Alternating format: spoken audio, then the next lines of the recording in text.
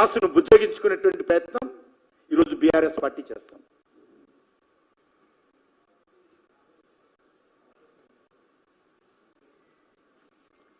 అదేవిధంగా కాంగ్రెస్ పార్టీ అధికారంలో ఉన్నటువంటి పార్టీ హైదరాబాద్ పార్లమెంట్ ఎలక్షన్స్ లో పోటీ చేస్తుంది. Congress party Hyderabad parliament elections లో బీఆర్ఎస్ పోటీ చేస్తుంది. డిపాజిట్ రాదని తెలిసి పోటీ చేస్తుంది, ఓడిపోతామని తెలిసి పోటీ చేస్తుంది, పోలింగ్ బూతుల్లో మనుషులు లేరని తెలిసి పోటీ చేస్తారు, 4th ప్లేసో 5th ప్లేసో వస్తామని తెలిసి పోటీ చేస్తారు ఎలక్షన్స్. మరి ఈ ఎలక్షన్స్ ఎందుకు పోటీ చేయడం లేదు చెప్పాలి. ఎమ్మెల్యే ఎలక్షన్స్ లో కూడా కాంగ్రెస్ పార్టీ బీఆర్ఎస్ పార్టీలు డిపాజిట్ రాదని తెలిసి పోటీ చేస్తారు. 4th ప్లేసో 5th ప్లేసో 6th ప్లేసో ఓట్లు వస్తాయనే విషయం తెలిసి పోటీ చేస్తారు ఈ రెండు పార్టీలు.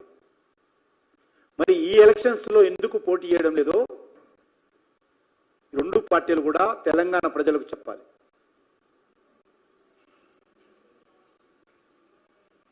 అందుకే నేను మొదటి నుంచి కూడా చెప్తా ఉన్నాను, ఈ మూడు పార్టీలు ఒకటే, మజ్లిస్ పార్టీ కనుసైగల్లో పనిచేసేటువంటి పార్టీలే.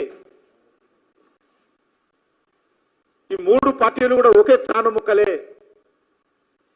ఈ మూడు పార్టీలు కూడా ఎప్పుడు మూడు ముక్కలు ఆటలు ఆడతారు.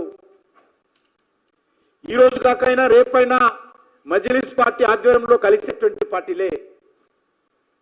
అవసరమైతే తెలంగాణకు ముఖ్యమంత్రి చేయడానికి కూడా వీళ్ళు పోటీలు పడి మజ్లిస్ పార్టీని ముందు పెట్టేటువంటి పార్టీలే. ఈ యొక్క హైదరాబాద్ నగరాన్ని మజ్లిస్ పార్టీకి అప్పగించారు. ఇప్పటికీ భవిష్యత్తులో ఈ తెలంగాణ రాష్ట్రాన్ని కూడా అప్పగించడానికి ఈ రెండు పార్టీలు ఏమాత్రం వెనుకంజ వేయవు.